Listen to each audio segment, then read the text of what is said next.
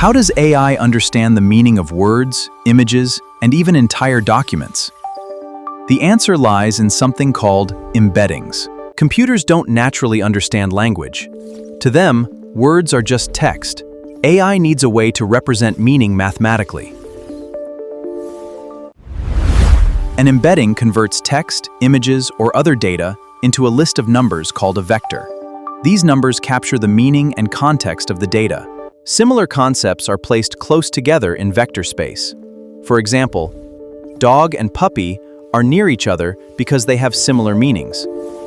Embeddings power semantic search, recommendation engines, chatbots, retrieval-augmented generation, and many other AI applications. Think of embeddings as AI's way of understanding meaning.